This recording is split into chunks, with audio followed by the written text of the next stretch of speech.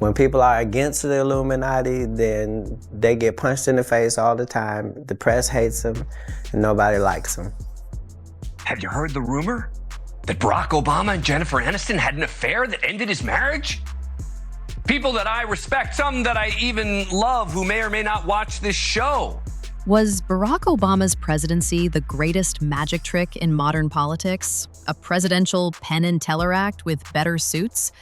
That's the conspiracy that's got the internet playing detective again, dragging old rumors out of retirement like they're starring in a reboot. And guess who kicked the whole thing off like it was open mic night at Area 51? Katt Williams. In a now viral stand-up set, Katt didn't just roast Obama. He slow-cooked him over a flame of uncomfortable truths. Sure, some comedians do impressions. Katt did an exorcism. While most folks still applaud Obama for his smooth delivery and flawless drip, Katt hit the eject button on the presidential praise. He called Obama a white-friendly black man, which is basically the political equivalent of almond milk, technically real, but you know something's been filtered. This wasn't just comedy, it was stand-up social surgery. Katt made people laugh, sure, but somewhere between the giggles and gasps, he made them think. Was Obama really a revolutionary leader from the South Side? Or was he the political version of an Apple product, sleek, polished, and heavily engineered in a lab full of consultants? Symbol of hope or expertly branded hologram? That's the punchline we're still trying to figure out. And that's the thing is, so the Bidens and the Obamas hate each other because Michelle Obama is very good friends with Hunter Biden's ex-wife. So that's led to a significant problem where they don't like Hunter, and if you don't like Hunter, Joe doesn't like you. So I would not be surprised if Holmes is right on with this of like, oh, well, why don't we do this? It's like, oh man, you give us problems, maybe you can have a problem or two. But Katt didn't stop there. Oh no. He took off the gloves, lit them on fire, and threw them into the crowd. He started talking about cultural engineering, you know, the kind of phrase that makes you check if your phone's listening. According to Katt, Obama's presidency wasn't just about hope and change. It was about playing nice, coloring inside the lines, and making sure nobody spilled anything on the corporate carpet. And while people used to laugh that off as just Katt being Katt, those punchlines, yeah, they're aging like prophecy. Now they sound less like jokes and more like GPS directions to whatever weird timeline we're currently stuck in. Because here we are, years later, still sweeping up the confetti from the Obama era, and suddenly, one debate has popped off like a Mentos in Diet Coke: LGBTQ mentors in schools. Supporters say it's progress, critics say it's programming, and conspiracy theorists, they're already on YouTube yelling, Obama planted this in 2008. Whether you see it as empowerment or indoctrination, one thing's for sure. This isn't just about school guidance anymore. It's about who set the thermostat for America's cultural climate. And Katt's out here acting like Obama was the HVAC technician all along. I've not been funded. They pay you to not talk about things they don't want you to talk about. They tell you that themselves. Connecting the dots here isn't conspiracy. It's coloring by numbers with a Sharpie. Critics have long accused Obama of pushing what they dramatically dubbed the pro-homosexuality agenda, which sounds less like policy and more like the name of a Broadway musical nobody asked for. Under Obama, LGBTQ visibility didn't just rise, it kicked the closet door off the hinges. You had the White House lit up like a Skittles factory, federal protections popping up like TikTok trends, and rainbow filters on your apps faster than you could say, "What's my pronoun?" Now flash forward to today's classrooms, where the debate has morphed into something straight out of a South Park episode. It's not just, should kids learn about diversity? It's, should their mentor be handpicked like Pokemon based on LGBTQ stats? Is this inclusion, or did someone switch the syllabus with an episode of RuPaul's Drag You? Some say it's progress, others say it's programming. Conspiracy theorists? They're already making mood boards titled Operation Fabulous. And then, just when things couldn't get weirder, along came the most unfiltered street interview in Joan Rivers' already unfiltered career. Just weeks before she went in for what should have been a simple throat procedure, RIP to the realist, Joan pulled a verbal grenade out of her purse and tossed it like she was late to bingo. "We already have a gay president," she said to a reporter, like she was announcing a dinner special. "You know Michelle is a transgender." Boom. Mic drop. Somewhere in the background, you could hear the sound of Twitter servers overheating. Some rolled their eyes. Some gasped like Southern belles at a barbecue. but a quiet corner of the internet leaned in like they were about to hear JFK's real killer named. And Joan? She didn't flinch, didn't laugh, didn't say allegedly. When the reporter asked for clarification, she looked them dead in the eye and said, "A transgender. We all know." We all know? Who's we? The Illuminati? The cast of The View? TSA agents? Whatever she meant, Joan didn't whisper it. She said it with the confidence of a woman who once roasted Hollywood and Washington in the same breath and lived to tell the tale until, well, she didn't. I mean, there's, not to add insult to injury, but there's a Daily Mail report out today saying Kamala Harris's marriage may be on the rocks. Like everybody's on the rocks. Again, I will say I love the Daily Mail, but the sourcing appeared weak. It was like people who know the couple, but like, I don't know if it's any better than that. But they're saying she's blaming him in part for her loss because he turned out to be such a hot mess liability. You buy it? Let's get one thing straight. Joan Rivers didn't fear controversy. She practically drank it with her morning coffee. This is a woman who offended every race, religion, and Real Housewife at least twice before lunch. Getting banned from networks? That was her version of collecting Pokemon badges. But even for Joan, this was different. These weren't jokes about botched boob jobs or who wore it worst at the Met Gala. She went straight for the political jugular, the Obamas, and not in a cute way. In a Michelle is a man and Barack's the first gay president way. That's not shade, that's a total solar eclipse. Then, poof, less than 2 months later, Joan was gone. Not from a scandal, not from a roast battle gone wrong, but from a routine throat procedure. You know, the kind of thing you're supposed to walk out of feeling sore, not embalmed. Turns out, according to later investigations, her oxygen levels tanked, her vitals plummeted, and the medical staff? They might as well have been Googling what to do when patient stops breathing. Coincidence? That's the vanilla theory. But the internet? Oh no. The internet skipped straight to season 5 of House of Cards. Suddenly, Joan wasn't just a comedian, she was a whistleblower. And her death? Not an accident. Nope. According to online Sherlocks, this was assassination by anesthesia, a silent takedown via surgical side-eye.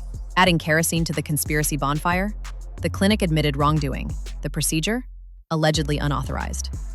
Melissa Rivers sued, and they settled faster than you can say lawsuit with a gag order. Now, officially, the Obamas were never linked to the incident, not even close. In fact, Barack sent Melissa a handwritten condolence letter, praising Joan's wit, brilliance, and ability to say the unsayable, without ever once blinking. To some, that was presidential class. To others, the slickest form of "please don't look behind the curtain" ever written in cursive. Because really, if the allegations were so ridiculous, why even bother with the public love letter? Was it a sincere tribute, or a masterclass in damage control disguised as empathy? Either way, Joan left the building with the kind of mic drop most comedians only dream of, wrapped in mystery, scandal, and just enough sass to still make headlines a decade later. At all, but if it is true, it truly would be a political earthquake in Democrat circles. Never mind America. I don't remember a presidential divorce in modern history. And let's not act like Joan Rivers was the only one setting off alarms like a broken smoke detector in a Vegas hotel. Enter Larry Sinclair, the human version of a plot twist no one asked for. Convicted con man, self-proclaimed whistleblower, and part-time chaos agent. His interview made a comeback like a bad sequel, Obama 2, The Motel Chronicles. According to Larry, back in the late 1990s, he ran into a young Barack Obama at a bar. They allegedly shared a little Colombian enthusiasm. You know, the kind that rhymes with Cain. And one thing led to another that definitely wasn't about politics or prayer circles. Credible? Not unless your legal standards were written by TMZ. But the man does know how to create buzz. And the minute Tucker Carlson gave him screen time, the internet did what it does best. Lost its collective mind. Threads blew up like they were trying to go viral and get sued at the same time. Suddenly, Joan Rivers' words weren't just spicy sound bites. They were getting the maybe she was onto something treatment. And here's the kicker. Whether you think these claims are gospel truth or gas station fiction, the one thing that's certain? The smoke still hasn't cleared. Which is exactly why this fire keeps burning hotter than Twitter on election night. Because we're no longer just debating who Obama was. We're now asking, what cultural aftertaste did he leave behind? Take the LGBTQ mentorship debate. It didn't just appear out of thin air like a drag queen in a glitter cannon. This has been simmering since hope and change hit the campaign trail. Now, classrooms are ground zero for culture wars, and parents are wondering if their kid's new mentor is going to teach them algebra or Vogue choreography. So was this the dream we were sold in 2008? Or was it the fine print, buried under all those campaign posters. You know, the part that says, by voting for hope, you also agree to unexpected plot twists, cultural recalibrations, and potentially unauthorized throat procedures. No refunds. Got to spend a minute on the Obamas because there seems to be some momentum picking up in the rumor mill about their marriage. All right, I'm going to bring you what I know. And then came the whispers. You know, the kind that start in a shady comment thread with 3 likes and end up on AM talk radio right between aliens built the pyramids and Tom Hanks lives on Epstein Island. The latest? That Barack and Michelle aren't even a couple anymore. That they're basically political roommates doing the world's most elaborate PR timeshare. She allegedly skipped Trump's inauguration and Jimmy Carter's funeral, not out of political protest, but because, and I quote, she just couldn't fake it anymore. Honestly, same, Michelle. But here's where things get deliciously messy. What happens when the rumor mill stops spinning and starts connecting dots with red yarn and Google Docs? When Joan Rivers' infamous sidewalk truth bomb stops sounding like stand-up and starts feeling like a confession on tape. Because let's face it, the current internet obsession isn't just about Joan's actual words. It's about the way she said them. Girlfriend didn't laugh. She didn't smirk. She didn't even drop a just kidding, unless. She said it like she was reading the weather forecast. Today's high is 86 degrees and oh, by the way, the first lady is a dude. And when the reporter followed up, Joan hit him with the calmest, it's okay, it's not a bad thing since your therapist told you to let go of your expectations. Then she walked off like she had brunch reservations with the Illuminati. No drama, no follow-up, just a high-heeled mic drop and a puff of Chanel No. 5. And then bam, a few weeks later she's gone. Not from scandal or age or a live roast gone wrong, but from a routine throat procedure that suddenly became less routine and more Reddit rabbit hole. So now people are asking, what did Joan know? Was her joke really a setup for a punchline? Or was it a warning wrapped in rhinestones and delivered with perfect comedic timing? Was she trying to tell us something? Right before someone decided she told us too much? Or maybe, just maybe, this entire saga is less about Obama, Michelle, or Larry, let me tell you about that one time in a limo Sinclair, and more about the fact that in 2025, a sidewalk interview from a 2014 Joan Rivers clip is still living rent-free in our heads. So the truth about Jen and Barack is that there is no truth. There is it no is truth. Untrue. You know Barack Obama. I've met him once. Met him once. I know Michelle more than him. What is there a truth about you and Michelle? That we should know. That is not true. Things got real weird when people started digging into Joan Rivers' final hours. And let's just say, it wasn't exactly Grey's Anatomy in there. According to federal health officials, the clinic wasn't just unprepared. They were running a real-life episode of Oops, Medical Edition. Joan got a higher than recommended dose of anesthesia. Her vitals dropped like crypto, and the staff waited several minutes to act. And the cherry on top? They allegedly started a procedure she never even signed off on. That's right, Joan Rivers, queen of consent when it came to plastic surgery, was suddenly getting unscheduled upgrades. Now let's get this straight. We're talking about one of the most famous women in America, in Manhattan, and somehow nobody noticed things were going sideways? Not even the guy taking selfies with her while she was unconscious. Yes, that happened. An unlicensed doctor, selfies, while Joan was sedated. You can't make this up. But someone clearly made something disappear, like the surveillance footage from that day. Poof. So now we ask, was it just a tragic medical mishap? Or did someone hit the mute button on the loudest mouth in comedy, just weeks after she casually called Barack the first gay president and declared Michelle was a transgender, we all know. Not maybe, not allegedly, just we all know. Then, radio silence, forever. Maybe we're connecting dots that don't exist, or maybe this wasn't just a medical error. It was an accidental silencing with an oddly convenient timestamp. Because when Joan Rivers suddenly stops talking, you know something's up. She is not sorry. They are looking forward.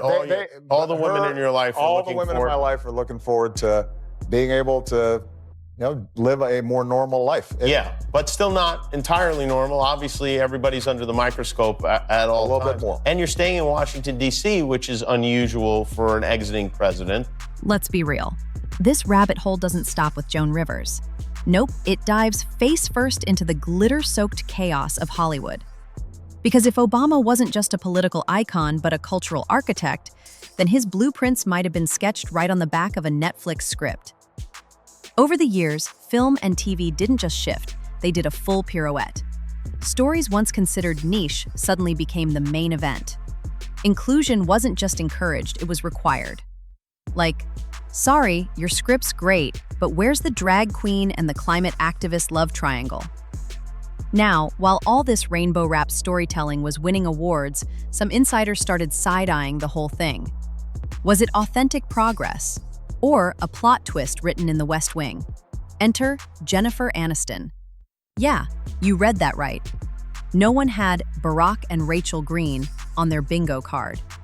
But suddenly, tabloids were hinting that Obama and Jen were more than just culturally aligned, they were romantically linked in. Late-night hosts had a field day. Jen finally shut it down on Kimmel, saying, "Absolutely untrue.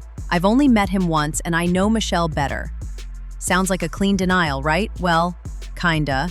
Because the rumors didn't die, they just evolved.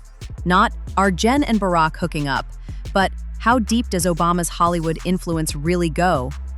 In other words, the credits haven't rolled on this theory just yet. For instance, like this is a magazine that came out a couple of weeks ago and said the truth about Jen and Barack. Now, that is, That's kind of, that was, of all the calls you get from your... But what if the Obama-Aniston connection wasn't about romance, but strategy? Because let's be honest, Barack didn't retire. He rebranded. Since leaving office, he's been busy running higher ground productions, locking in Netflix deals, dropping documentaries, and basically becoming the Martin Scorsese of hope and change. Meanwhile, Jennifer Aniston, America's forever relatable bestie, has been crushing it on Apple TV, charming the yoga pants-off audiences everywhere. So is it really that wild to imagine these two as influence power couple, the strategic addition? Think about it. Obama's political trust plus Jen's cultural likability equals the Avengers of public persuasion. If trust is currency, they're printing it. And if narratives shape society, who better to deliver the message than Hollywood's inner circle wearing $1,200 jackets? And that's when people start squirming. Because what if Obama's presidency was just Act 1, and Act 2 is running in your living room disguised as prestige TV? Progressive ideals flooding primetime right after he left the White House? That's either the world's biggest coincidence or the best executed soft reboot since Friends, The Reunion. She's doing great in the school she currently attends, and our attitude is that if you have a teenager and you really want to make sure that they never talk to you again, then pull them out of high school right in the middle. Yeah, you're right. Of sophomore year. So look, they've made so many sacrifices. They have, and they didn't get to decide that. Exactly. So I want to make sure that they get... Word on the Hollywood street, off the record of course, is that Obama's reach in Tinseltown goes way deeper than Netflix credits and podcast cameos. We're talking casting decisions, storyline approvals, maybe even who gets the gritty monologue during award season. Some folks believe he's quietly built a cultural Avengers squad, A-listers, producers, showrunners, all subtly working from the same inspirational script. Is it an authentic movement or a Netflix-sponsored Jedi mind trick? That's where things get fuzzy. But even the average couch potato has noticed. Shows with obvious social messages seem to get VIP treatment. Fast-tracked releases, awards raining from the sky, critics crying tears of progressive joy. Coincidence? Or is the guy behind the curtain rocking a Nobel Peace Prize and a production deal? Meanwhile, the rumors around the Obamas keep doing somersaults. There's talk of divorce, political tension, and more solo appearances than a Destiny's Child reunion tour. Michelle skipping Carter's funeral and Trump's inauguration didn't help. Neither did the body language that screams, "We carpooled, but that's it." Then some Washington Insider podcast casually drops that the Obamas don't even live together anymore, and suddenly, it's not just Reddit conspiracy theorists taking notes. When the gossip comes from verified journalists instead of Karen 1776, people start perking up. And for me, going high is not losing the urgency or the passion or the rage, especially when you are justified in it. Going high means finding the purpose in your rage. You know, rage without reason, without a plan, without direction is just more rage. Just as the Obama marriage rumors and Hollywood puppet master theories were hitting a full boil, guess who crawled back into the headlines like a deleted scene from House of Cards? Yep, Larry Sinclair. The man, the myth, the limousine enthusiast. Sinclair's decades-old claim that he and a pre-fame Barack Obama had a substance-fueled extracurricular limo adventure on a cold Chicago night in 1999, back when no one outside Illinois could even spell Obama. The story? Graphic, lurid, weirdly specific. Like, did he journal this? Specific. Back in the day, Sinclair's credibility was shredded faster than a campaign flyer in a rainstorm. Convicted con man? Check. Failed polygraph on live TV? Double check. But now, thanks to alt media's resurrection powers and one headline-grabbing interview, he's back. And the timing? Suspiciously cinematic. But here's what's really raising eyebrows. Not the scandalous content, but the eerie lack of curiosity. The mainstream media swatted this story away like a fly at a donor dinner. No follow-ups, no fact-checking, just poof, gone. Was it nonsense? Probably. But some folks are wondering, was it just a goofy hoax, or the kind of story that couldn't be allowed to breathe? Because when you're building the myth of America's first black president, there's zero room for surprise limo plot twists. Look at that and go, No, it is not. no? Yeah, no, it's not. I mean, the thing about what I learned in those 8 years is that home is where we make it. And we were in the White House for 8 years, but it wasn't the house. It was us in it. It was Right. our values and our love for each other. And we just moved that to another house.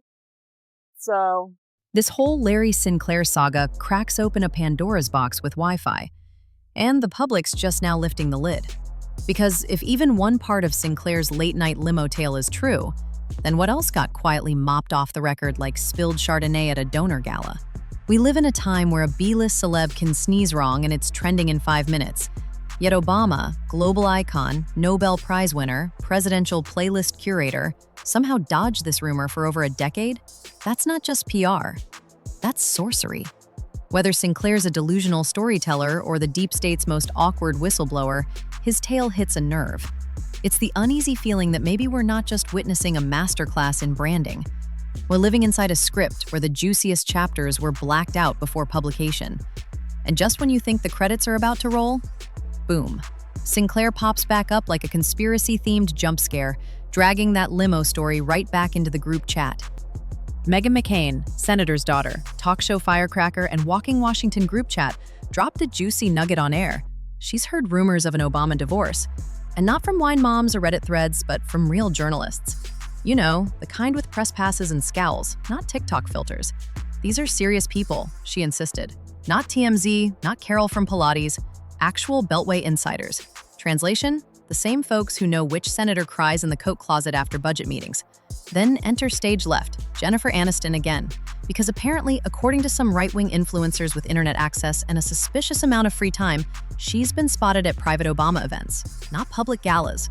Private ones like, where's the invite type stuff. Now, put all that together, and suddenly it feels a lot less like fan fiction and a lot more like the kind of scandal everyone's afraid to confirm. Because if it's true, it's too messy for the press, and way too juicy for them to ignore forever. Of a marriage on the rocks. The question now isn't if, but when. If I had to guess, they will wait until after the inauguration to announce it. Timing, is everything. And yet the story doesn't end there. For months, I've heard Jennifer Aniston's name tied to Barack.